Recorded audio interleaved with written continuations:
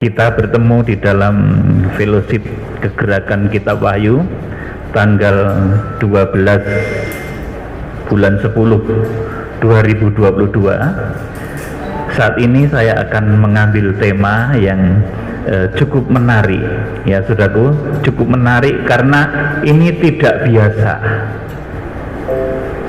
Tema saat ini tidak populer dan tidak biasa dilakukan oleh kebanyakan orang dunia, yaitu temanya tentang bukan mencari bekal untuk menghadapi kematian, saudaraku, tetapi mencari bekal untuk hidup sampai Tuhan Yesus Kristus datang. Jadi ketika Tuhan memberikan satu hikmat roh pewahyuan dalam hidup saya, itu Tuhan mengajari bagaimana caranya membentuk jemaat itu yang hidup sampai Tuhan Yesus Kristus datang. Jadi kalau selama ini saudaraku, saudara tentunya mendengar ya, bahkan juga dari kepercayaan lain, dari kepercayaan kita sendiri juga begitu. Orang itu kalau berbuat baik, berbuat suci, berbuat kudus itu karena siap-siap menghadapi kematian. Nanti kalau mati kemudian bangkit dan mendapatkan keselamatan jiwa. Itu juga tidak salah, saudaraku. Tetapi di dalam kegerakan Kitab Wahyu ini, saudaraku, kita mencari bekal untuk kita itu hidup sampai kedatangan Tuhan Yesus Kristus. Ini rahasia besar, saudaraku. Dan ketika saya melihat betapa jemaat-jemaat yang saya layani dalam kegerakan Kitab Wahyu ini, tentunya ada yang usianya itu muda belia, 20-an, saudaraku, itu kondisi badannya masih fit. Ada yang 30, ada yang 40, ada yang 60. Nah, kalau sudah 60 itu, saudaraku, biasanya mulai pesimis. Nah, saudara, lewat kegerakan Kitab Wahyu ini, saudaraku, baik saudara yang muda ataupun saudara yang usianya sudah di atas 50, di atas 60, jangan pesimis, tetapi kita tetap memiliki satu optimisme, kita hidup sampai Tuhan Yesus Kristus datang. Jadi segala macam penyakit yang ada dalam diri saudara ini lewat rahasia dari Kitab Wahyu ini, saudara akan dibimbing sehingga badan saudara ini sehat sampai Tuhan Yesus Kristus datang. Jadi Kitab Wahyu ini, bahkan Alkitab ini adalah petunjuk, saudaraku, untuk orang hidup dan untuk memperoleh keselamatan jiwa apabila terpaksa itu meninggal dunia. Jadi target minimal dari kegerakan Kitab Wahyu itu, seandainya itu terpaksa ada yang meninggal dunia, itu dipastikan bisa masuk surga, saudaraku. Tetapi teristimewa apabila kita bisa mencapai tujuan hakiki dari Kitab Wahyu, yaitu harpazo, kita diangkat hidup-hidup. Sel-sel tubuh saudara yang banyak kelemahan itu, ada yang ambeien, saudaraku. Kalau sudah ambeien kumat itu, saudaraku, ya ambien nggak bahaya, tetapi ketika kumat itu membuat deg-degan, ya saudaraku, takut, lemes dan lain sebagainya. Ada yang jantungnya berdetak-detak, kadang kurang teratur, semacam aritmia begitu, saudaraku, membuat kadang kita itu kurang optimis di dalam menyambut kedatangan Tuhan, saudaraku. Tetapi lewat manajemen tubuh sebagai bait suci, lewat pengajaran Kitab Wahyu, saudara akan saya bawa untuk saudara itu tetap eksis, tetap hidup sampai Tuhan Yesus datang. Saudara, pemimpin besar kita ini adalah Tuhan Yesus Kristus yang tertulis di dalam Kitab Wahyu pasal 1 ayat 7 dan 8. Pak Yepta bacakan ya, saya mohon. Kitab Wahyu pasal 1 ayat 7 sampai 8. Lihatlah, dia datang dengan awan-awan, dan setiap mata akan melihat dia. Iya. Juga mereka yang telah menikam dia, dan semua bangsa di bumi akan meratapi dia. Ya, amin. Iya. Terus adalah Alfa Omega, firman Tuhan Allah, yang ada dan yang sudah ada dan yang akan datang, yang sekarang Maha Kuasa. langsung ayat yang ke-17 dan ayat yang ke-18. Ketika aku melihat, tersungkurlah aku di depan kakinya sama seperti orang yang mati. Iya, terus Ia meletakkan tangan kanannya di atasku lalu berkata, jangan takut, aku adalah yang awal dan yang akhir dan yang hidup. Aku telah mati, namun lihatlah, aku hidup sampai selama-lamanya, dan aku memegang segala kunci maut dan kerajaan maut. amin. Saudaraku, ini pemimpin besar dari kegerakan Kitab Wahyu ini Tuhan Yesus Kristus sendiri yang tampil sebagai imam besar, pemimpin kegerakan Kitab Wahyu. Oleh karena itu, semenjak awal dari kegerakan Kitab Wahyu itu selalu ditandai dengan saudaraku, pergerakan alam raya. Ketika saya misalkan mau pelayanan ke Bali, saudaraku, itu Bali gempa, saudaraku. Itu kemarin yang di Fellowship Bali mungkin menjadi saksi ini ya, ketika saya memutuskan untuk datang ke Bali. Kemudian kemarin juga kayaknya di sini ada gempa ya, saudaraku, tapi itu juga bukan tolok ukur, tapi itu merupakan satu tanda kecil saja, saudaraku.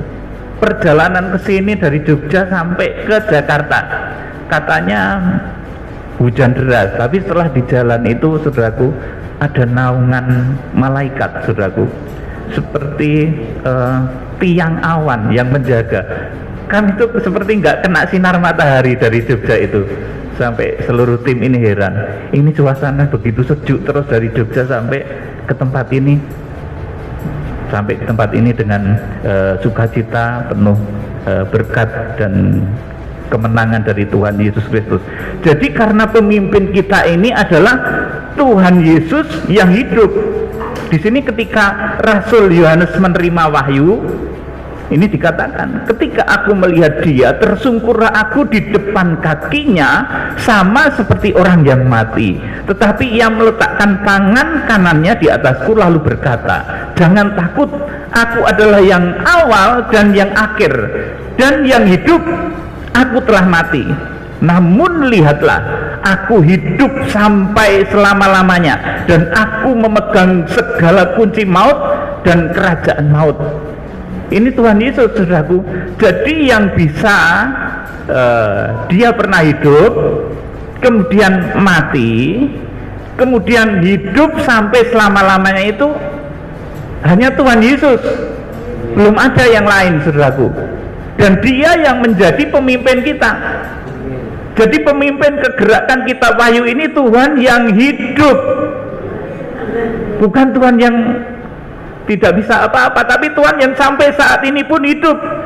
Di sini dikatakan, dan yang hidup, aku telah mati, namun lihatlah aku hidup sampai selama-lamanya. Nah, saudaraku, Tuhan kita itu hidup sampai selama-lamanya. Tentunya saudara kan nggak mau kalau dipimpin oleh sesuatu yang lain yang tidak seperti Tuhan. Kalau di Wahyu pasal 13 itu ada sesuatu yang muncul dari dalam bumi ya, saudaraku, bertanduk dua seperti anak domba. Itu, saudaraku, itu kebangkitan palsu, saudara. Kalau melihat film-film ya, film-film horor itu, saudaraku, judulnya Bangkit dari Kubur, saudaraku. Saudara dipikir kalau misalkan saudara dipimpin oleh sosok seperti itu gimana? Mau tidak? Tentunya tidak, ya. Jadi yang bisa mati, hidup, kemudian hidup selamanya itu hanya Tuhan Yesus. Dan itu pemimpin kita.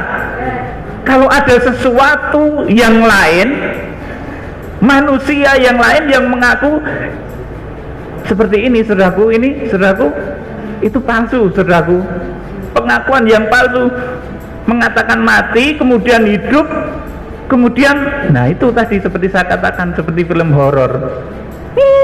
Yang mimpin kegerakan, saudaraku, bagaimana, saudaraku?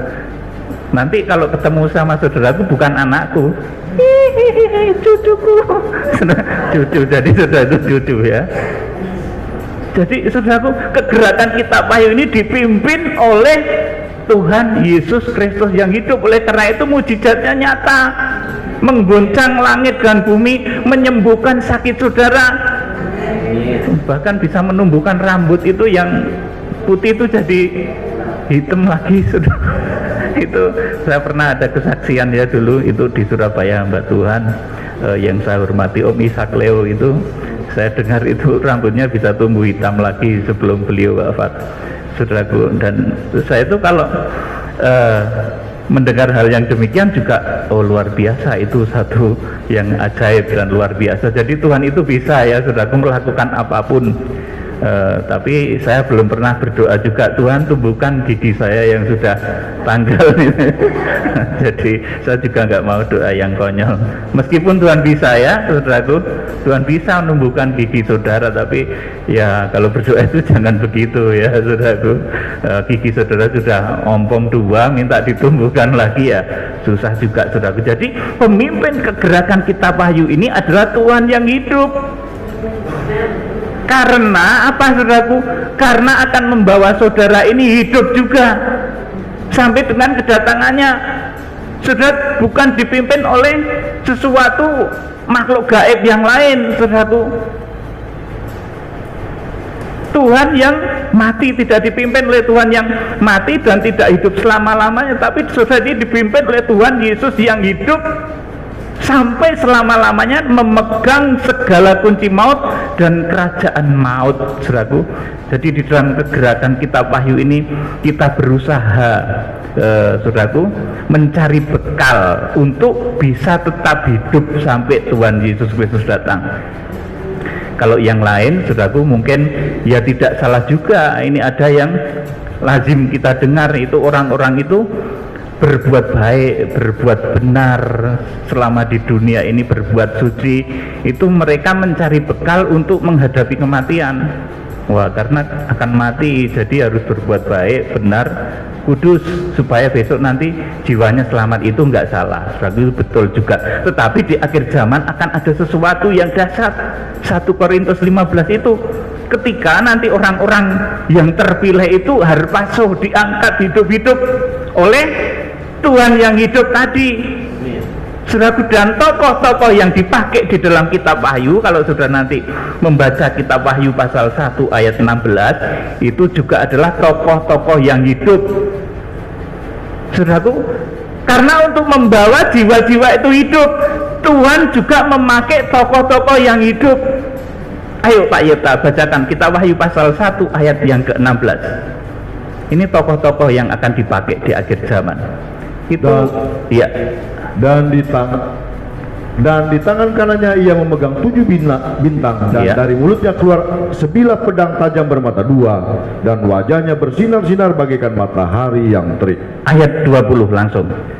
Ayat 20, dan rahasia ke-7 bintang yang telah kau lihat pada tangan kananku dan ke-7 kaki dian emas itu, ke-7 bintang itu ialah malaikat ke-7 jemaat, dan ke-7 kaki dian itu ialah ke-7 jemaat. Ke-7 bintang itu ialah malaikat ke-7 jemaat. Saya sampaikan kepada saudara, di akhir zaman Tuhan akan mengorbit pemimpin-pemimpin rohani yang akan membawa jiwa-jiwa itu hidup sampai Tuhan Yesus Kristus datang. Mereka disebut sebagai bintang-bintang Tuhan. Saudaraku, bintang yang digenggam di tangan kanan Tuhan Yesus Kristus. Mereka itu manusia yang hidup, hamba Tuhan yang hidup, karena akan membawa jemaat itu hidup. Saudaraku, pahami akan hal ini ya. Jadi yang akan membawa saudara itu hidup sampai Tuhan Yesus Kristus itu datang, yang akan membimbing itu juga adalah hamba Tuhan yang hidup. Kalau saudara membaca Daniel pasal 12 itu, saudaraku, bintang-bintang itu adalah orang-orang yang menunjukkan kebenaran kepada banyak orang. Mereka itu seperti bintang kekal selamanya.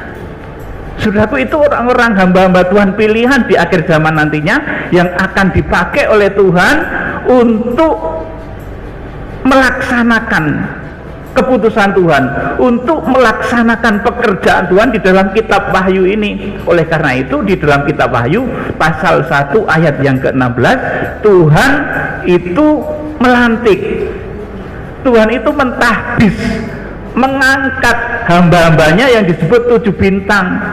Saat ini hamba-hamba Tuhan itu sudah ada loh, saudaraku. tinggal nanti Tuhan itu mentahbis hamba-hamba Tuhan ini. Saudara jangan bertanya itu hamba Tuhan namanya siapa, saudaraku. Jangan disebut, nanti kalau disebut dia bisa diteror setan. Saya yang mengatakannya juga bisa diteror kuasa kegelapan ya. Tuhan Yesus ada sebelum waktunya dia nggak mau menyatakan dirinya. Dia bertanya sama Petrus, siapakah aku ini? Petrus menjawab sampai 3 kali. Itu kemudian Petrus diberikan kunci kerajaan surga itu. Saudaraku, Tuhan Yesus sendiri pun dia tidak mau menyatakan dirinya. Nah, tokoh-tokoh di akhir zaman ini sekarang sudah ada 7 bintang ini, saudaraku. Dan saudara nggak usah tanya ya, betul-betul saya kalau ditanya itu siapa ya Pak Peter, apa pendeta yang dari jauh di timur sana itu, apa yang dari, jangan bertanya nama, nanti menimbulkan pencobaan. Saudaraku yang dikasih Tuhan, saudaraku, jadi di dalam kegerakan Kitab Wahyu ini kita berusaha mencari bekal untuk bisa tetap hidup sampai Tuhan Yesus Kristus datang. Selama ini kita lazim mendengar tentang orang-orang yang mencari bekal, berbuat baik, berbuat benar, berbuat suci itu sebagai bekal karena mereka akan menghadapi kematian. Mereka rajin berbuat baik. Besok kalau mati biar masuk surga, itu loh saudaraku. Itu sudah benar juga saudaraku, tetapi di akhir zaman ada tujuan yang lebih utama. Dalam kegerakan Kitab Wahyu kita melakukan segala kebaikan, segala kebenaran, segala kekudusan itu sebagai bekal supaya tetap hidup sampai Tuhan Yesus Kristus datang. Bagaimana caranya supaya saudara itu tetap hidup sampai Tuhan Yesus Kristus datang? Ini dasarnya adalah jadikan tubuhmu itu bait Allah yang sempurna tahap demi tahap. Sudah tahu bait Allah? Bait Allah itu kalau dulu saudaraku di zaman Musa namanya tabernakel ya saudaraku. Kemudian ada bait Allah zaman Salomo, bait Allah zaman Zerubabel, bait Allah zaman Raja Herodes. Jadi Herodes itu juga merehab bait Allah juga, meskipun kemudian membenci Tuhan Yesus ya saudaraku. Tuhan Yesus membangun bait Allah rohani, tapi Herodes itu merehab bait Allah jasmani. Saudaraku yang dikasih Tuhan, jadi cara pertama supaya saudara dan saya itu tetap sehat, hidup sampai Tuhan Yesus Kristus datang itu jadikan tubuhmu bait Allah yang sempurna tahap demi tahap. 1 Korintus 3 ayat 16 Pak Yipta bacakan. 1 Korintus 3 ayat 16.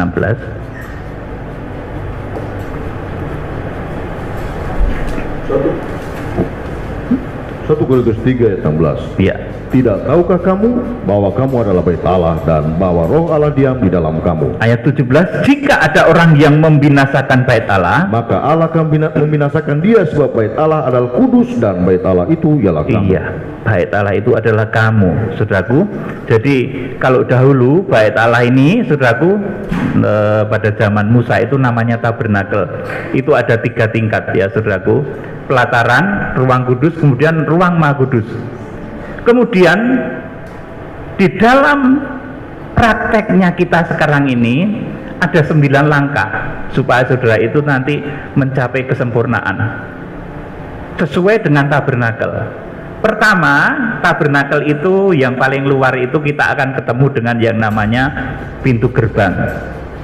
Pintu gerbang itu arti rohaninya ketika kita percaya kepada Tuhan Yesus Kristus. Itu langkah pertama.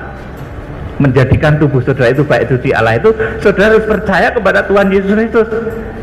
Kemudian yang kedua, di bait suci Allah itu sesudah kita masuk di dalam tabernakel itu yang merupakan miniatur surga itu, kita akan menemukan satu tempat yang namanya mezbah kurban bakaran. Ya, itu tingkat kedua. Tingkat pertama tadi apa? Pintu gerbang. Itu percaya kepada Tuhan Yesus Kristus di dalam keempat Injil. Kemudian tingkat yang kedua ini mezbah kurban bakaran. Nah, sesudah percaya kepada Tuhan Yesus Kristus, saudara itu harus bertobat dari dosa-dosa. Dosa-dosa itu laksana dibakar di mezbah Tuhan. Saudaraku, ketika kita menanggalkan dosa-dosa kita, saudaraku, oleh karena kekuatan Kristus, kita itu laksana membakar segala macam hawa nafsu kedagingan kita. Ini mezbah korban bakaran itu artinya bertobat. Jadi sesudah percaya itu jangan kemudian mabuk-mabukan lagi, berzina lagi, saudaraku. Bertobat. Ya, kalau sudah percaya Tuhan Yesus itu tingkatannya. Ini menjadi bait suci Allah. Tingkatan yang kedua itu. Kemudian tingkatan yang ketiga, sesudah percaya kemudian bertobat, yang ketiga itu dibaptis. Saudaraku, dibaptis di dalam nama Bapa, Putra dan Roh Kudus, di dalam nama Tuhan Yesus Kristus. Jadi saudaraku, ini tingkatan yang ketiga.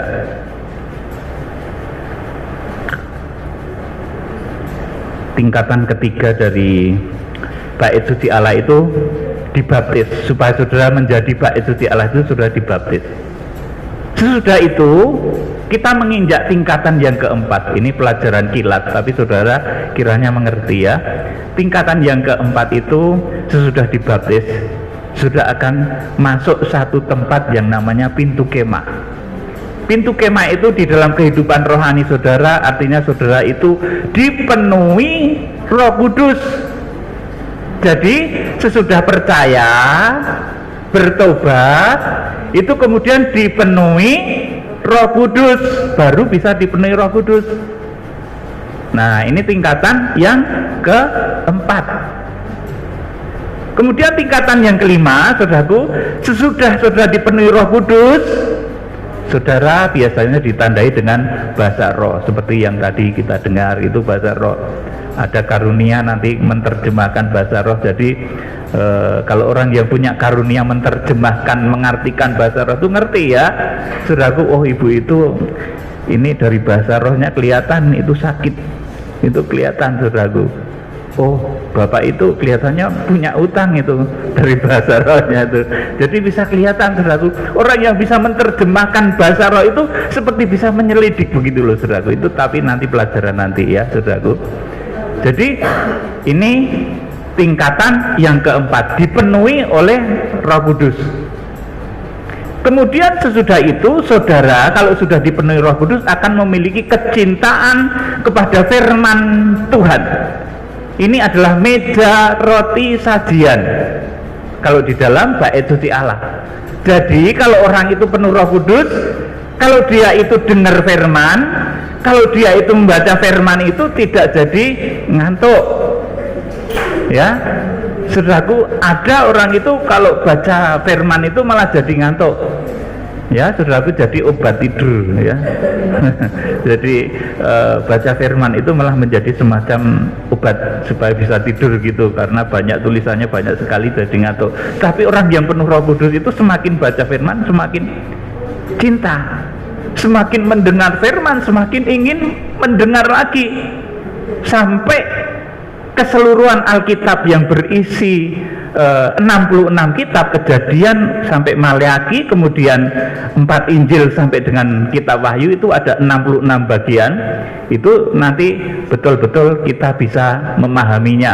Dan di akhir zaman nanti firman Tuhan itu akan menjadi pakaian mempelai, akan menjadi pakaian matahari, bulan dan bintang. Jadi ini tingkatan yang kelima. Kemudian tingkatan yang keenam, kalau sesudah dipenuhi Roh Kudus, bisa cinta firman Tuhan, maka saudara akan diberikan karunia-karunia. Ada karunia kesembuhan, ada karunia bisa menerjemahkan bahasa roh, karunia berbahasa lidah, dan berbagai macam karunia. Itu pelita emas, saudaraku, di dalam bait suci Allah. Itu tingkat yang ke-6 ya, saudaraku. Kemudian tingkat yang ke-7 itu saudara akan sesudah tadi pertama tadi percaya Tuhan Yesus, bertobat, dibaptis, penuh Roh Kudus, cinta firman Tuhan, kemudian dikaruniai berbagai macam karunia-karunia Roh Kudus. Kemudian tingkatan selanjutnya sudah akan memiliki mezbah dupa. Mezbah dupa itu artinya apa? Kecintaan, inisiatif untuk memuji Tuhan. Jadi kita punya inisiatif untuk memuji Tuhan. Saudaraku, saya beritahu saudara ya, Tuhan itu nggak dipuji sebetulnya nggak rugi. ya. Misalkan ada seseorang dengan kesombongan rohani, wah kalau aku nggak datang nanti Tuhan akan rugi. Tuhan nggak rugi loh saudaraku. Petrus, Yohanes nggak memuji-muji itu nggak rugi. Tuhan tetap mulia, tetap agung. Tetapi yang rugi itu kita sendiri. Kalau nggak mau memuji Tuhan tuh yang rugi itu saudara sendiri. Nah ini harus dipahami. Orang yang sampai di mezbah dupa itu akan memiliki kecintaan seperti itu kepada Tuhan. Ini beda dengan doa. Kalau doa itu kelasnya saudaraku ibarat sekolah gitu, tadi di mezbah dupa itu doa saudaraku. Jadi begitu percaya pada Tuhan Yesus Kristus kemudian naik sedikit itu bisa berdoa, sudah diajari doa Bapa kami bersama Tuhan Yesus itu saudaraku. Tetapi mezbah dupa yang merupakan tingkatan keberapa tadi? 7 ya. Nah, itu adalah kita itu memiliki inisiatif cinta, tumbuh cinta kepada Tuhan. Karena seperti tadi saya sampaikan, Tuhan itu nggak rugi. Petrus nggak datang itu nggak rugi. Petrus nggak menyembah Tuhan nggak rugi Tuhan itu. Yang rugi itu Petrus sendiri. Saudaraku, nggak Tuhan Yesus terus rugi. Wah, ini anak kekasihku Petrus nggak datang, nggak menyembah, aku rugi sekali. Tidak, saudaraku, Tuhan tetap mulia, tetap agung. Jadi ini tingkatan yang ke-7. Sudah memiliki mezbah dupa, inisiatif menyembah kepada Tuhan dan berdoa syafaat, mendoakan sesama saudara. Jadi mezbah dupa itu artinya itu. Kemudian tingkatan yang ke-8 itu adalah pintu tirai Maha Kudus, saudaraku. Pintu tirai Maha Kudus itu ketika saudara belajar berpuasa. Saudara berpuasa secara, kalau secara lahiriah itu nggak makan nggak minum itu puasa saudaraku, nggak makan nggak minum itu puasa lahiriah. Tapi puasa batinnya itu dalam saudaraku. Bahkan ketika saudaraku seseorang itu dia membutuhkan sesuatu tetapi ada orang yang lebih membutuhkan, orang itu rela memberikan, itu puasa batinnya saudaraku. Itu luar biasa kalau bisa dilakukan, dahsyat sekali. Nah kalau yang puasa lahiriah ya seperti itu tadi, puasa nggak makan nggak minum. Saya juga pernah puasa lahiriah 3 hari 3 malam juga pernah, 4 hari sampai 5 hari juga pernah. Tapi itu bukan hakikat. Jadi hakikatnya puasa itu sebetulnya adalah selalu berbuat baik. Itu puasa saudaraku. Selalu berbuat baik, selalu berbuat benar, itu puasa. Dan itu pedih loh saudaraku. Untuk selalu berbuat baik, selalu berbuat benar itu berat. Saudaraku yang dikasih Tuhan, itu tingkatan yang ke-8. Merobek tirai daging, tirai Maha Kudus.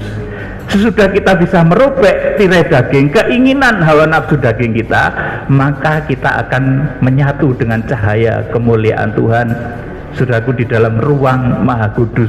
Jadi ini 9 tingkatan iman di dalam kekristenan. Nah ini saya sampaikan secara kilat karena ini pengajaran kitab Wahyu tentunya di sini ini hamba-hamba Tuhan ini malah yang datang, saudaraku. Jadi ini pelajaran dalam ya.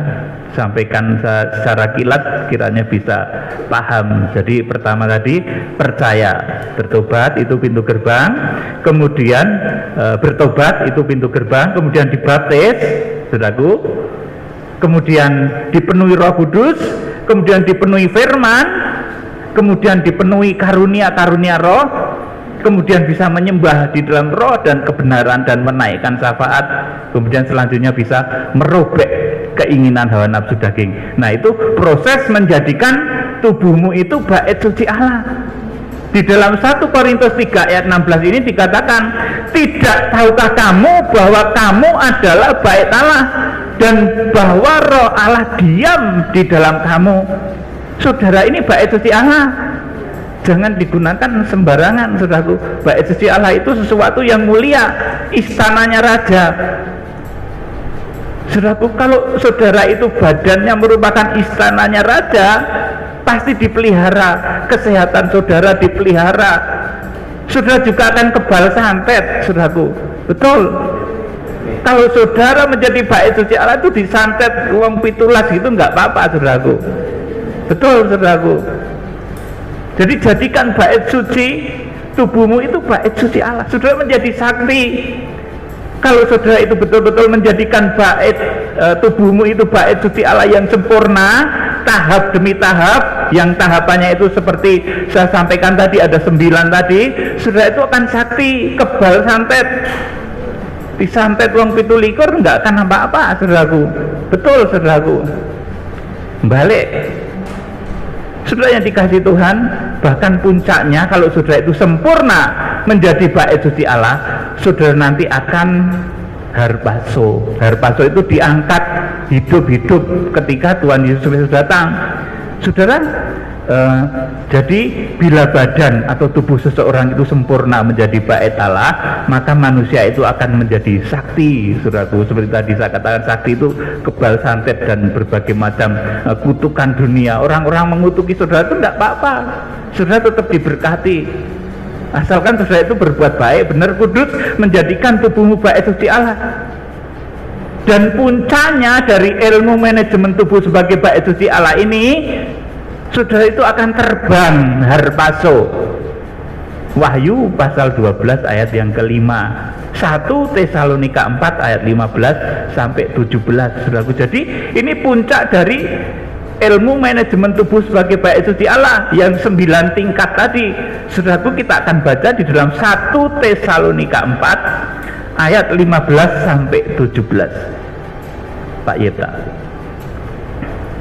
1 Tesalonika 4 ayat 15 sampai 17. Ini kami katakan kepadamu dengan firman Tuhan, kita yang hidup, yang masih tinggal sampai kedatangan Tuhan, sekali-kali tidak akan mendahului mereka yang telah meninggal. 16. Sebab pada waktu tanda diberi, yaitu pada waktu penghulu malaikat berseru dan sangkakala berbunyi, maka Tuhan sendiri akan turun dari sorga, dan mereka yang mati dalam Kristus akan lebih dahulu bangkit. 17. Sesudah itu, kita yang hidup, yang masih tinggal, akan diangkat bersama-sama dengan mereka dalam awan menyongsong Tuhan di angkasa. Demikianlah kita akan selama-lamanya bersama-sama dengan Tuhan. Amin. Cukup di sini. Jadi ini puncak dari pengajaran manajemen tubuh sebagai bait suci. Ini puncak dari pengajaran kitab Wahyu, itu saudara akan diangkat. Di dalam 1 Tesalonika 4 ayat 17 ini, sesudah itu kita yang hidup, yang masih tinggal akan diangkat. Diangkat ini dalam bahasa aslinya ini disebut harpaso. Itu ternyata kejadiannya di Wahyu pasal 12 ayat yang kelima nantinya. Saudaraku, itu ditulis pula di dalam 1 Korintus 15 ayat 51 dan selanjutnya. Aku menyatakan kepadamu satu rahasia, kita tidak akan mati semuanya, tapi kita akan diubah dalam sekejap mata. Nah, ini puncak dari pengajaran manajemen tubuh sebagai bait suci. Puncak dari ajaran kitab Wahyu itu membawa saudara itu hidup sampai Tuhan Yesus Kristus datang. Saudara akan harpaso, dibawa kepada Allah. Saudara, di dalam pembentukan bait Allah ini, proses saudara menjadikan tubuh sebagai bait suci Allah ini, tentunya juga tidak semua orang bisa mencapai ruang Maha Kudus, ya saudaraku. Namanya bait suci itu seperti halnya bahtera Nuh, itu kan contoh pertama Tuhan menyelamatkan manusia dari bahaya banjir. Itu bahtera Nuh itu 3 tingkat. Sudah, kemudian tabernakel, sudah, itu juga 3 tingkat. Ada ruang Maha Kudus, ruang kudus, dan pelataran, itu harus ada. Maka gereja Tuhan di akhir zaman ini juga pasti memiliki 3 tingkat iman ini, saudaraku. Pasti. Gereja Tuhan dari seluruh penjuru bumi, dari berbagai gereja ini, saudaraku, dari berbagai organisasi gereja ini, itu pasti memiliki 3 unsur ini, karena bait Allah. Gereja Tuhan itu bait Allah, saudaraku. Nah, bait Allah itu pasti ada pelatarannya, ada ruang kudusnya, dan ada ruang Maha Kudusnya. Nah, ini terserah pada saudara masing-masing. Kalau cukup di pelataran, ya penak di pelataran ISIS, malah saudaraku, rasa guase rapopo ISIS, saudaraku, sudah dingin ya. Tapi kalau hujan ya kehujanan, saudaraku. Kalau masa antikris tiba, ya terinjak-injak. Wahyu pasal 11 ayat 1 dan 2. Jadi kalau sudah tidak berpacu di dalam iman, ketika nanti masa antikris itu terjadi, sudah bisa tertinggal dan tidak ikut harpazo tadi. Saudaraku, jadi seperti halnya pembangunan bahtera 3 tingkat, seperti halnya pembangunan tabernakel itu juga memiliki 3 unsur, maka gereja Tuhan di akhir zaman itu juga pasti memiliki 3 tingkat iman ini. Saudaraku, kita akan membaca Wahyu pasal 11 ayat 1 dan ayat yang kedua, Pak Yeta. Ini yang pelataran Wahyu 11 ayat 1 dan 2. 2 saksi Allah. Kemudian diberikanlah kepadaku sebatang bulu seperti tongkat mengukur rupanya, dengan kata-kata yang berikut: bangunlah dan ukurlah bait suci Allah dan mezbah dan mereka yang beribadah di dalamnya. Iya. Tetapi kecualikan pelataran bait suci yang di sebelah luar. Kecualikan pelataran bait suci. Terus? Janganlah engkau mengukurnya, karena ia telah diberikan kepada bangsa-bangsa lain, dan mereka akan menginjak-injak kota suci 42 bulan lamanya. Amin. Jadi orang Kristen itu di seluruh dunia ini, dari berbagai gereja itu, saudaraku, itu otomatis karena namanya bait suci Allah, itu pasti ada pelatarannya.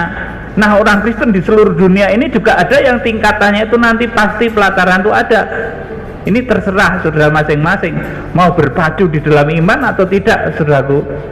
Kalau mau berpacu di dalam iman, masuk di dalam ruang kudus, ya saudara akan diungsikan. Wahyu pasal 12 ayat yang ke-6 dan ayat yang ke-14. Kalau saudara mampu mencapai ruang maha kudus, saudara ya akan harpazo langsung dibawa lari kepada Allah dan ketahtanya. Wahyu pasal 12 ayat yang ke-5. Nanti ini rahasia Wahyu pasal 12. Saudaraku, saudaraku, saya akan mengajak saudara untuk menyelami alam hikmat dan alam makrifat, untuk melihat bentuk dari bahtera keselamatan di akhir zaman. Kalau bahtera pada zaman Nuh itu betulan bahtera. Nuh disuruh bikin bahtera karena bahayanya apa, saudaraku? Bumi akan dilanda banjir.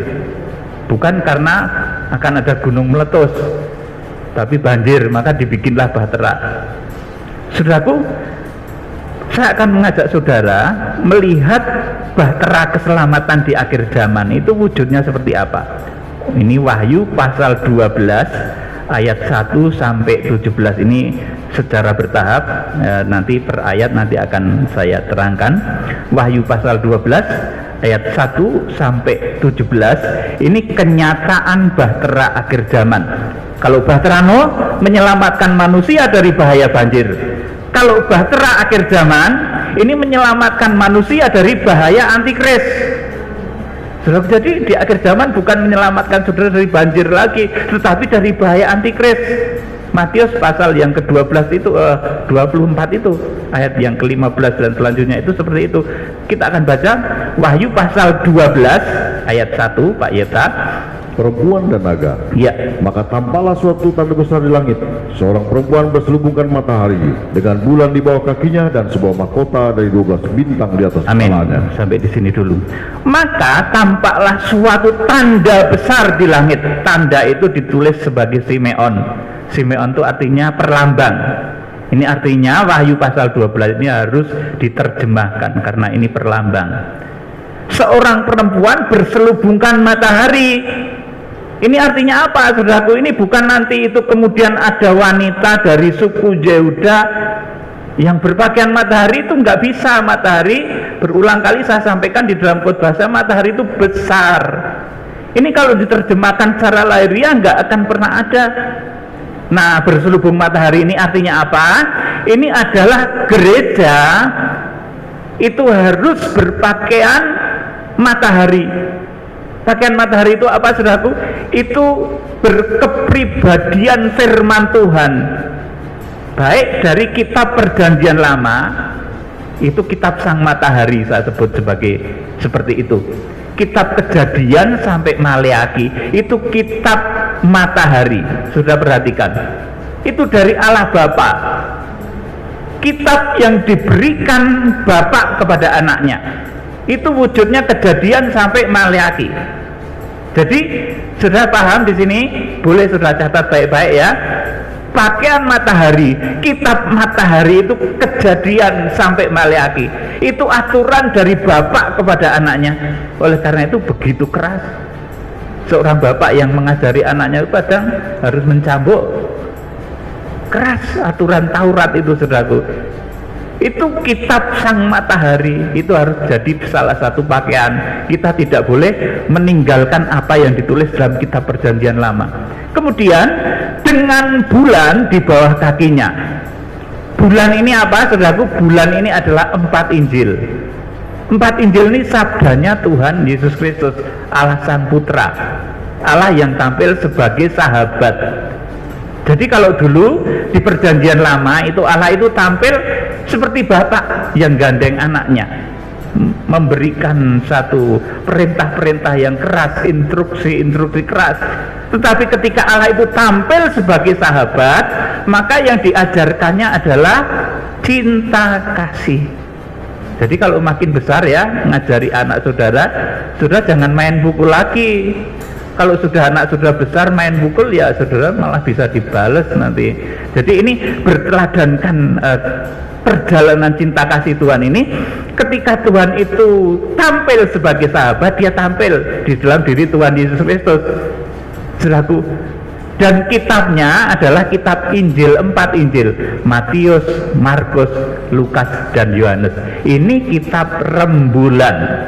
Ini saudara nggak akan dapatkan di mana-mana, karena ini merupakan satu yang khusus yang Tuhan nyatakan kepada saya, saudaraku. Kemudian kitab 12 bintang yang menjadi pakaian mempelai, itu adalah Kisah Rasul sampai dengan Wahyu. Itu adalah karya Roh Kudus melalui para rasul. Jadi saudara jadi paham, matahari, bulan, dan bintang itu ternyata adalah bahwa gereja Tuhan itu harus berpakaian Alkitab secara utuh. Firman Tuhan secara utuh dari Kejadian sampai Wahyu harus dipahami.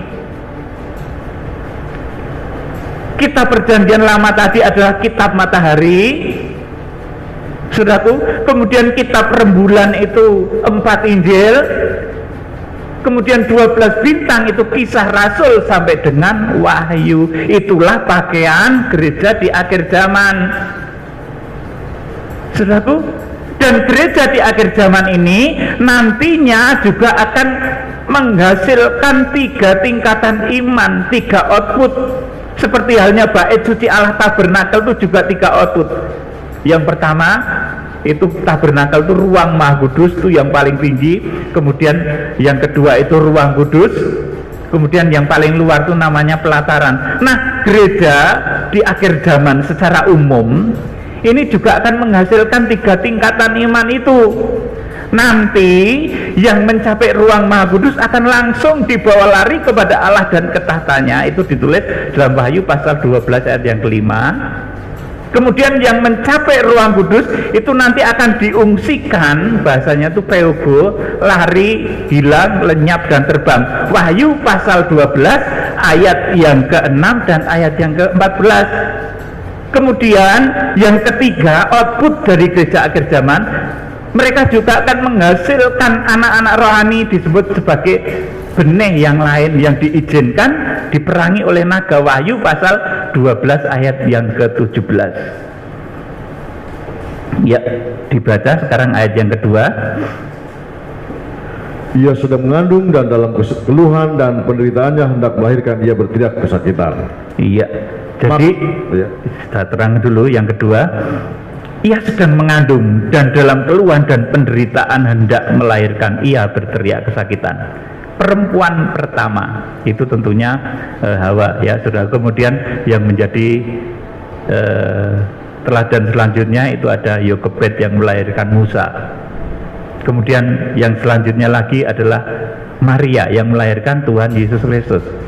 Kemudian selanjutnya di akhir zaman ini seorang perempuan yang berselubungkan matahari, bulan, dan bintang ini yang nanti saudaraku akan mengandung dan melahirkan seorang anak laki-laki yang akan menggembala segala bangsa dengan gada besi.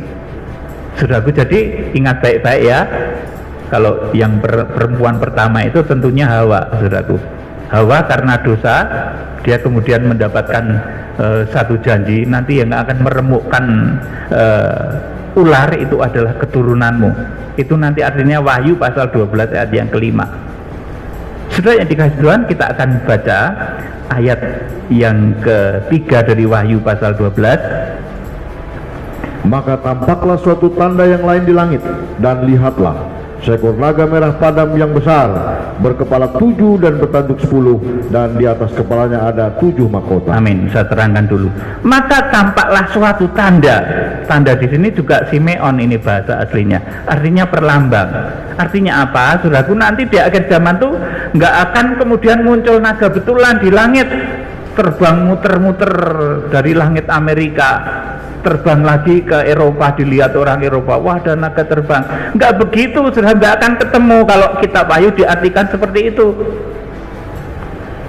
Saudaraku, ini satu hambatan yang akan terjadi, yang akan menghambat gereja di dalam melahirkan 3 output tadi, saudaraku. Itu hambatannya itu naga merah padam yang besar, berkepala 7 dan bertanduk 10. Itu dahulu itu yang menipu Hawa. Jadi Hawa itu dulu ditipu oleh, dulu belum disebut naga, masih ular ya, masih ular kecil. Tetapi di akhir zaman tuh kejahatannya menjadi semakin sempurna, kecerdikannya menjadi semakin sempurna, sehingga digambarkan seperti naga. Nah, saudara, jadi sudah ngerti kalau dulu Hawa itu yang membuat jatuh itu ular, ditulis ular. Saudara bisa membaca di Kejadian pasal 3 nanti ceritanya itu. Saudaraku, di akhir zaman itu yang menghambat gereja Tuhan itu adalah naga atau iblis, Satan atau iblis. Ayat yang selanjutnya, ayat yang keempat, Pak Yeta. Dan ekornya menyeret sepertiga dari bintang-bintang di langit dan melemparkannya ke atas bumi. Dan naga itu berdiri di hadapan perempuan yang hendak melahirkan itu untuk menelan anaknya segera sesudah perempuan itu melahirkan. Amin. Saudaraku, saya terangkan lagi.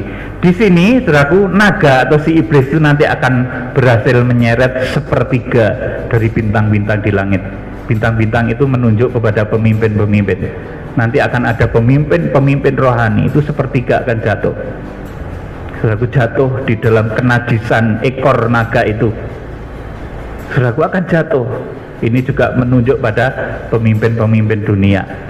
Jadi yang terseret oleh tipu muslihat naga tua ini nanti akan jatuh. Akan banyak pelayan-pelayan Tuhan yang nanti jatuh juga, sudah sepertiga di sini dinyatakan seperti itu. Jadi kalau ada 9, nanti yang jatuh itu berapa? Ya 3 ya, berarti ya. Seperti itu kurang lebih perbandingannya. Nanti akan ada sepertiga hamba Tuhan, pelayan Tuhan itu jatuh. Saudaraku, di sini dikatakan dan ekornya menyeret sepertiga dari bintang-bintang di langit dan melemparkannya ke atas bumi. Dan naga itu berdiri di hadapan perempuan itu yang hendak melahirkan itu untuk menelan anaknya segera sesudah perempuan itu melahirkannya. Tujuannya naga itu adalah menelan anak laki-laki yang akan dilahirkan perempuan itu. Kalau dulu ini Musa, ini diancam bunuh oleh Fir'aun, sehingga harus disembunyikan di di sungai itu ya, di kelekne bahasa Jawane. Di kelekne itu apa? Dihanyutkan ke sungai sehingga tidak ketemu. Waktu Tuhan Yesus, naga itu tampil sebagai Herodes yang membunuh anak laki-laki di bawah umur 2 tahun. Nah, di akhir zaman, saudaraku, naga itu juga tujuannya akan menelan orang-orang yang akan harpaso. Jadi saudara, kalau saudara memiliki kerinduan mencapai tataran rohani ruang Maha Kudus, itu rintangannya sangat besar. Karena yang menjadi tantangannya, saudaraku, ini adalah naga merah padam. Jadi yang menjadi incaran utama itu orang-orang yang akan harpazo. Jadi diincar betul, saudaraku, di mana-mana diincar. Makanya saya selalu kalau dalam bahasa Jawa itu weling, saya selalu pesan pada saudara supaya saudara itu menjaga apa yang saudara makan. Kemanapun saudara berada itu hati-hati gitu loh, saudaraku. Karena kalau saudara diprogram oleh Tuhan untuk menjadi orang-orang yang harpazo atau nanti ikut repja, itu saudaraku, saudara itu ya gitu, seperti ibu tadi katakan, di mana-mana itu menjadi ancaman, diancam oleh iblis ini, mau dibunuh seperti itu. Dan naga itu berdiri di hadapan perempuan yang hendak melahirkan itu untuk menelan anaknya. Jadi orang-orang yang akan harpazo itu rintangannya berat, naga. Saudaraku, ayat yang kelima. Nah, ini orang yang mencapai ruang Maha Kudus. Maka ia melahirkan seorang anak laki-laki yang akan menggembalakan semua bangsa dengan gada besi. Tiba-tiba anaknya itu dirampas dan dibawa lari kepada Allah dan ke tahta. Amin. Saya terangkan dulu. Ayat 5 ini menerangkan orang-orang yang nanti akan harpazo, akan reja, langsung dibawa lari kepada Allah dan ke tahtanya. Di sini dituliskan maka ia melahirkan seorang anak laki-laki yang akan menggembalakan semua bangsa dengan gada besi.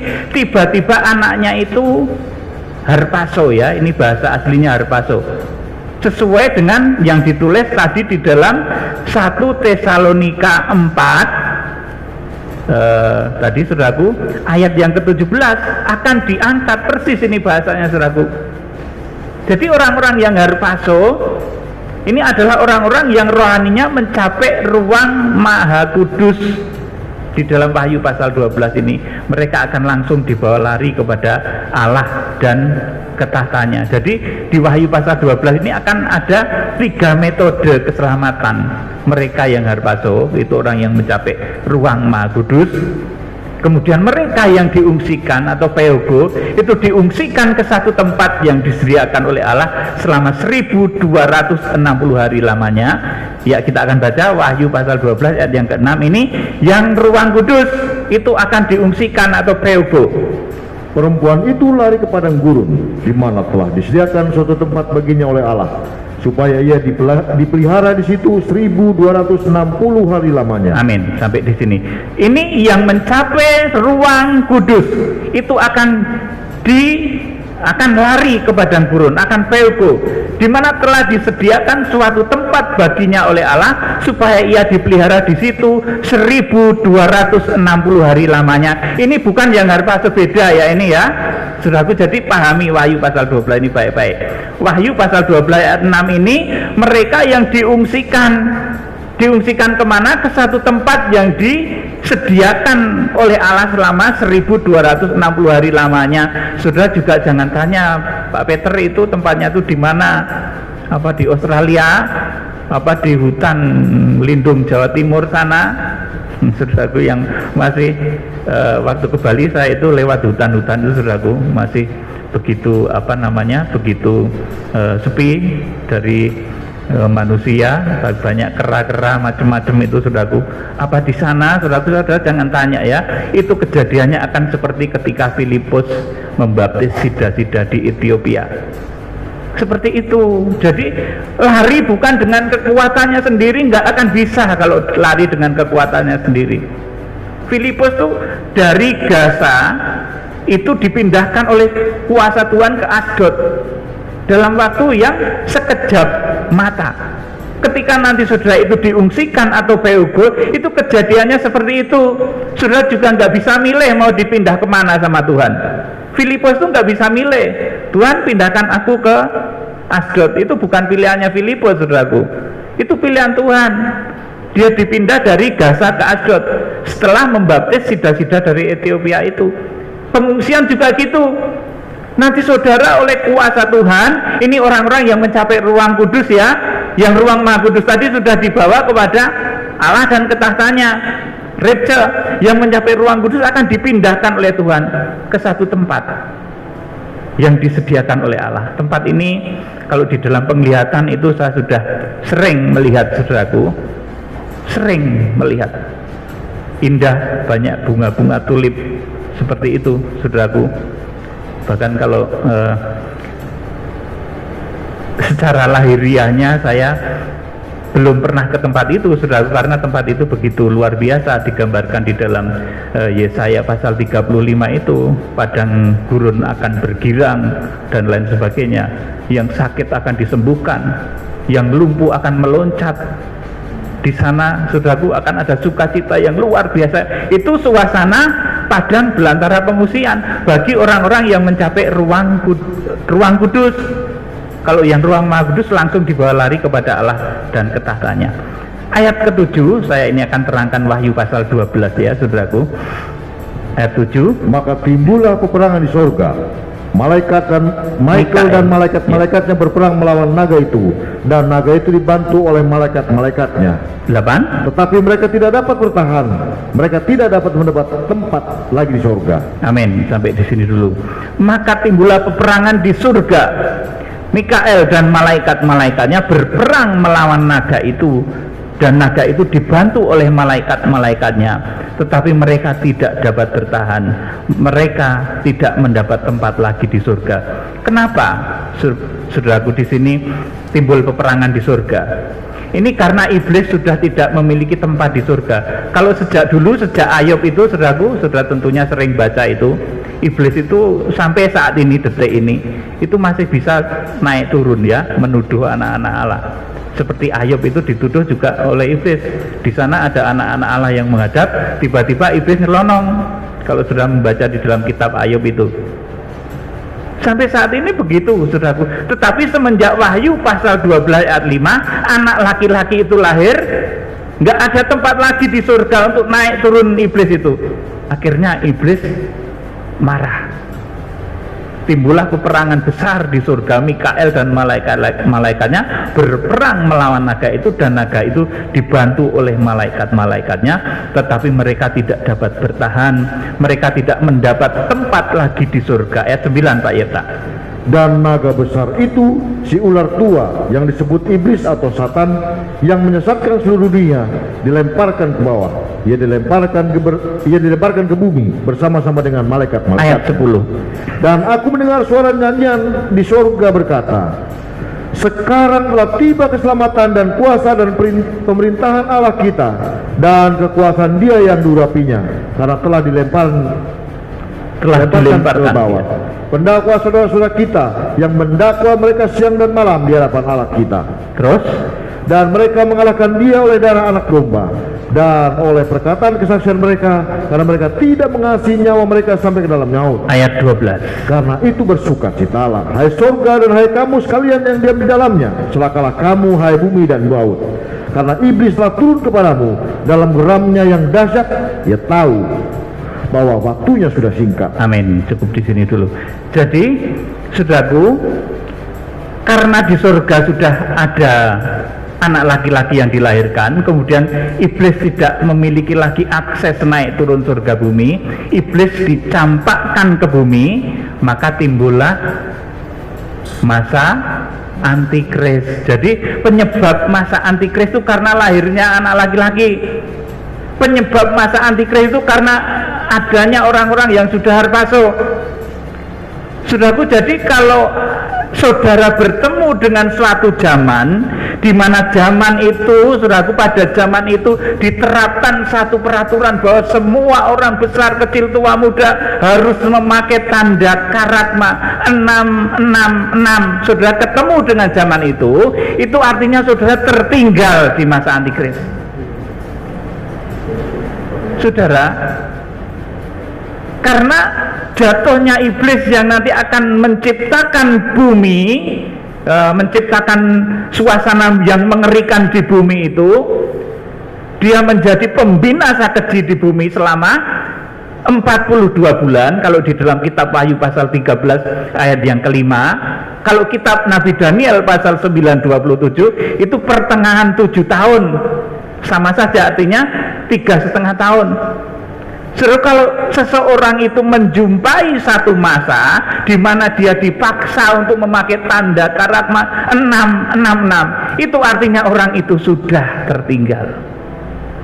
Oleh karena itu, saudara jangan takut saat ini dengan berbagai macam isu. Orang yang harpaso ini harus jadi dulu.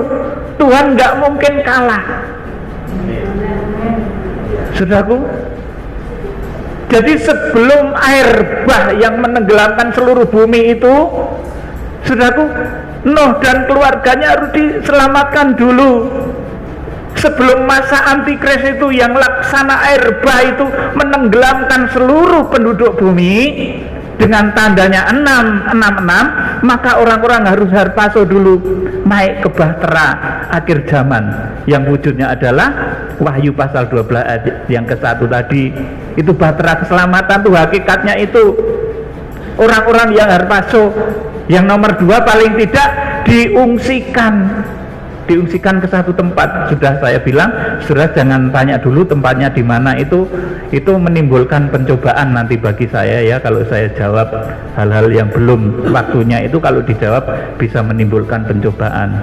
Gak usah tanya, tapi tempat itu ada, Tuhan sudah siapkan, saudaraku. Kemudian saudaraku, jadi yang menyebabkan terjadinya masa antikris itu karena iblis sudah kalah, tidak memiliki tempat lagi di surga.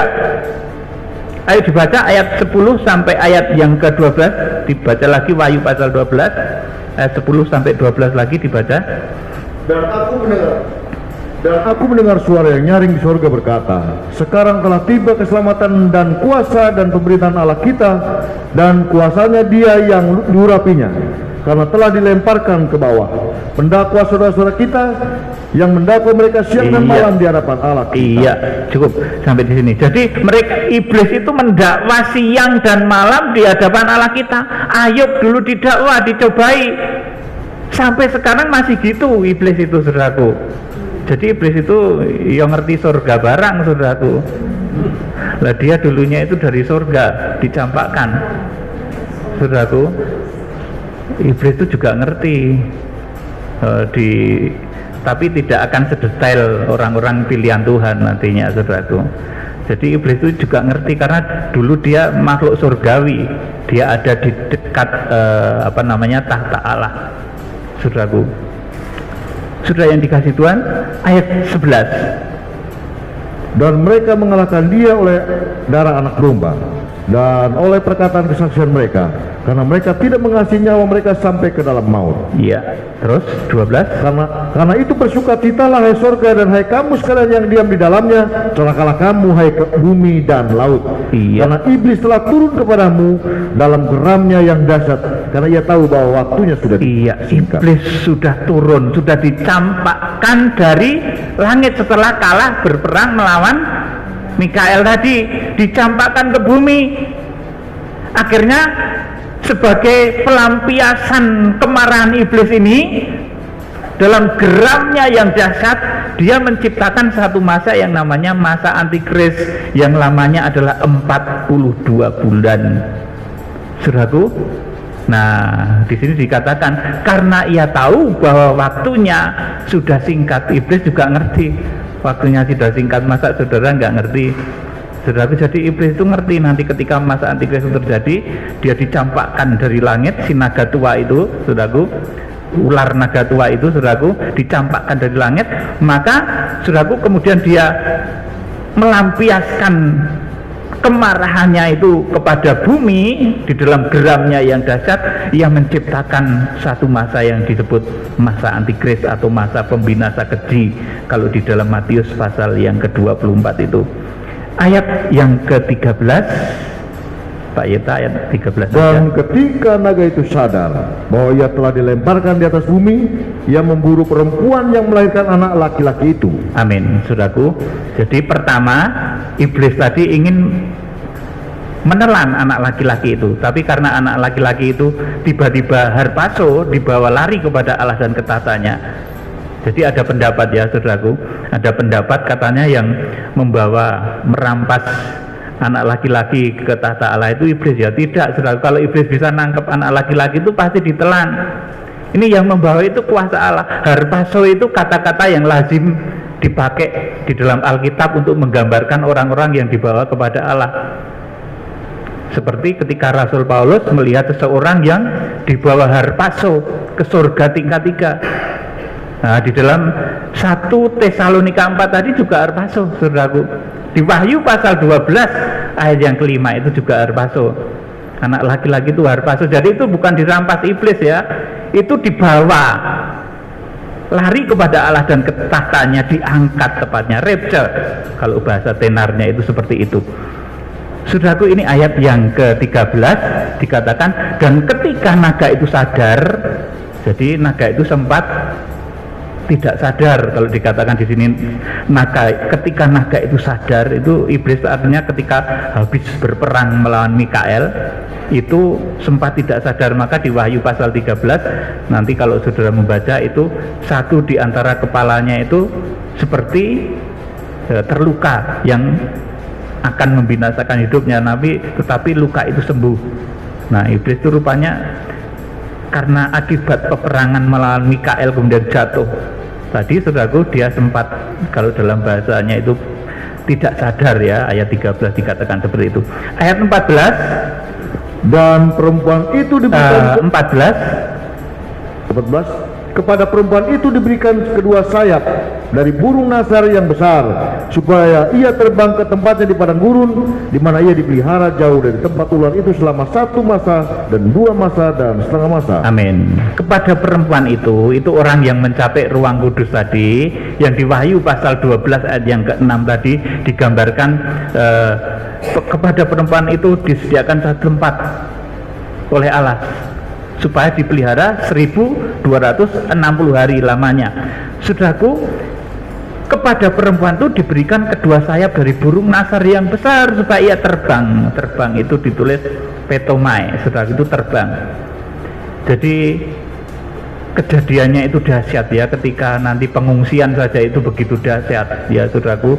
Ketika orang-orang yang mencapai ruang kudus diungsikan itu kejadian seperti Filipus, kombinasi antara lari, hilang, lenyap, dan terbang, dahsyat. Seperti Filipus persis itu, saudaraku. Dipindahkan ke satu tempat untuk disempurnakan selama 1260 hari. Itulah suasana padang pengungsian yang digambarkan dalam Yesaya pasal 35. Saudara yang dikasih Tuhan, ayat yang ke-15 dari Wahyu 12, lalu ular itu menyemburkan dari mulutnya air sebesar sungai ke arah perempuan itu, supaya ia dihanyutkan sungai itu. 16, Tetapi bumi datang menolong perempuan itu. Ia membuka mulutnya dan menelan sungai yang disemburkan naga itu dari mulutnya. 17, perhatikan baik-baik. Maka marahlah naga itu kepada perempuan itu, lalu pergi memerangi keturunannya yang lain, yang menurut hukum-hukum Allah dan memiliki kesaksian Yesus. Amin. Saudaraku, jadi ayat 17 ini dari Wahyu pasal 12 ini adalah orang-orang yang tertinggal. Ini adalah pelataran bait suci. Wahyu pasal 12 ayat 17 ini adalah pelataran bait suci. Ruang kudusnya adalah Wahyu pasal 12 ayat yang ke-6 dan ayat yang ke-14 yang diungsikan. Ruang maha kudusnya adalah Wahyu pasal 12 ayat 5 yang langsung dibawa rapture, lari kepada Allah dan ke tahtanya. Jadi sekarang terbuka rahasia Wahyu pasal 12. Ini bahtera akhir zaman. Ada bahtera yang disebut sebagai bahtera hayat dan lain sebagainya, saudaraku. Nah, bahtera akhir zaman itu seperti itu, saudaraku. Bukan menghindarkan manusia dari banjir lahiriah, tetapi dari banjir kekejaman yang akan terjadi di akhir zaman yang namanya masa antikris. Maka manusia dihindarkan dengan 3 cara. Yang pertama, ruang maha kudusnya itu harpazo, dibawa lari kepada Allah dan ke tahtanya. Yang kedua, itu ruang kudusnya itu diungsikan atau peugo, Wahyu pasal 12 ayat yang ke-6 dan ayat yang ke-14. Kemudian yang kanak-kanak rohani atau keturunan yang lain itu pelatarannya itu diizinkan bertemu dengan antikris. Seperti juga di Wahyu pasal 11 ayat 1 dan 2, pelataran itu dibiarkan diinjak-injak. Oleh karena itu usahakan jangan di pelataran ya saudaraku, bertumbuhlah rohani saudara, paling tidak dipenuhi Roh Kudus. Jadi setelah baptis itu ya saudaraku, dipenuhi Roh Kudus. Nah paling tidak di situ saudara, supaya bisa diungsikan. Jadi ini di akhir zaman itu terjadinya masa antikris itu karena iblis sudah dicampakkan dan tidak memiliki akses naik turun surga bumi. Saudaraku, tetapi kembali saya terangkan, tidak semua orang percaya itu diangkat atau diungsikan, itu tidak juga. Tetapi pasti ada juga yang tertinggal. Seperti halnya bait suci itu harus ada pelatarannya. Nah ini pilihan saudara masing-masing. Kalau pengen yang santai-santai ya pelataran saja, tapi nanti ketemu antikris ya. Santai-santai saja, nggak usah perlu perdalam kitab suci, tidak apa-apa, yang penting percaya Tuhan Yesus. Itu nanti ya nanti ketemu antikris, malah ketemu suasana yang seram-seram, yang suka horor, tidak apa-apa ya. Nah kalau saudara pengen yang ikut diungsikan atau peugo atau teristimewa saudara yang repce atau harpazo, itu saudara harus sungguh-sungguh memacu. Jadi ini pilihan saudara masing-masing. Kita akan melihat dari versi Injil Matius pasal 24. Kalau tadi kita melihat dari versi kitab Wahyu pasal 12 tentang 3 cara penyelamatan di akhir zaman, yaitu harpazo, dibawa langsung kepada Allah dan ketatannya, yang kedua diungsikan, yang ketiga ketemu antikris. Ini di Matius pasal 24 ini juga diterangkan saudaraku. Matius pasal 24 itu perkataan Tuhan Yesus ketika dalam tubuh darah dan daging, tetapi di dalam kitab Wahyu ini perkataan Tuhan Yesus dalam tubuh kebangkitan. Jadi detailnya di dalam Wahyu ya saudaraku, tapi kita akan baca Matius 24 ayat 15 sampai 21. Matius 24 ayat 15 sampai 21. Jadi apabila kamu melihat pembinasa keji berdiri di tempat kudus menurut firman yang disampaikan oleh Nabi Daniel, para pembaca hendaklah memperhatikannya. Maka orang-orang yang di Yudea haruslah melarikan diri ke pegunungan. Amin. Ini dulu. Jadi apabila kamu melihat pembinasa keji berdiri di tempat kudus menurut firman yang disampaikan oleh Nabi Daniel. Nah, karena di sini ada diterangkan menurut firman yang disampaikan oleh Nabi Daniel, ini berarti berbicara dari hal akhir zaman, 7 tahun terakhir. Karena memang bait suci Allah dulu pernah diduduki ya oleh Kaisar Titus ya, saudaraku, 70 Masehi itu bait Allah pernah diinjak-injak, pernah dirobohkan. Tetapi karena di sini diterangkan, jadi apabila kamu melihat pembinasa keji berdiri di tempat kudus menurut firman yang disampaikan oleh Daniel, artinya tentang akhir zaman, para pembaca hendaklah memperhatikannya. Maka orang-orang yang di Yudea harus melarikan diri ke pegunungan. Ini yang mengungsi. Wahyu pasal 12 ayat yang ke-6 dan ayat yang ke-14. Ini ruang kudus. Kemudian ayat yang ke-17. Orang yang sedang di peranginan di atas rumah, janganlah ia turun untuk mengambil barang-barang dari rumahnya. Terus, dan orang yang sedang di ladang, janganlah ia kembali untuk mengambil pakaian. Amin. Sampai di sini dulu. Orang yang sedang di peranginan di atas rumah, jangan ia turun untuk mengambil barang-barang dari rumahnya. Nah, kenapa demikian? Karena pada saat itu akan terjadi harpazo. Yang di atas, yang di lantai 2 nggak usah turun, karena akan diangkat langsung harpazo, saudaraku. Ini yang harpazo. Ayat yang ke-17 dari Matius pasal 24 ini. Orang yang sedang di peranginan di atas rumah nggak usah turun untuk mengambil barang-barang dari rumahnya. Dan orang yang sedang di ladang, janganlah ia kembali untuk mengambil pakaiannya. Ini orang yang harpazo. Kalau yang ayat yang ke-16 tadi, yang mengungsi, diibaratkan melarikan diri ke pegunungan. Dahulu belum begitu jelas ya caranya mengungsi. karena ini disampaikan oleh Tuhan Yesus dalam tubuh darah daging. Tetapi di dalam kitab Wahyu pasal 12 ayat 6 dan ayat 14 itu disampaikan oleh Tuhan Yesus dalam tubuh kebangkitan. Tuhan yang sudah lebih detail mengerti tentang surga, neraka, tentang masa depan dunia, sudah memberitakannya di dalam kitab Wahyu. Jadi kitab Wahyu itu menerangkan Injil Matius, bukan Matius menerangkan kitab Wahyu, tapi keduanya sebetulnya saling melengkapi. Ya saudaraku, jadi perbedaannya Matius 24 ini disampaikan ketika Tuhan dalam tubuh jasmani, seperti kita ini ada tubuh jiwa dan roh. Tetapi kitab Wahyu itu disampaikan oleh Tuhan Yesus ketika di dalam tubuh kebangkitan. Saudara yang dikasihi Tuhan, kemudian ayat yang ke-19 ini yang tertinggal, saudaraku. Ini kanak-kanak rohani, ini pelataran. Celakalah ibu-ibu yang sedang hamil atau yang menyusukan bayinya pada masa itu. Terus Berdoalah supaya waktu kamu melahirkan diri itu janganlah jatuh pada musim dingin dan jangan pada hari Sabat. amin. Nah ini, celakalah ibu-ibu yang sedang hamil atau yang menyusui. Ini bukan lahiriah ya saudaraku, ini secara rohani. Ibu-ibu rohani itu justru ya para gembala, para saudaraku, para penginjil, para hamba Tuhan yang sedang saudaraku melahirkan anak-anak rohani. Anak-anak rohaninya tuh belum dewasa imannya, saudaraku, yang sedang hamil mau melahirkan. Nah pada saat itu dikatakan celaka. Kalau anak-anak rohanimu masih kanak-kanak, itu celaka. Nah itu artinya dari Matius pasal yang ke-24 ayat yang ke-19. Jadi ini bukan arti lahiriah nanti ibu-ibu yang hamil itu celaka, itu tidak, saudara. Ibu-ibu hamil yang memang rohaninya mencapai kriteria yang ditentukan oleh Tuhan, ya pasti akan diangkat, akan harpaso atau diungsikan. Kemudian penyebab dari segala sesuatu sehingga Tuhan melaksanakan penyelamatan dengan 3 cara, yaitu harpaso atau dibawa lari kepada Allah dan ketatannya, yang kedua diungsikan, dan yang ketiga ketemu antikris. Tuhan melakukan 3 hal itu karena apa?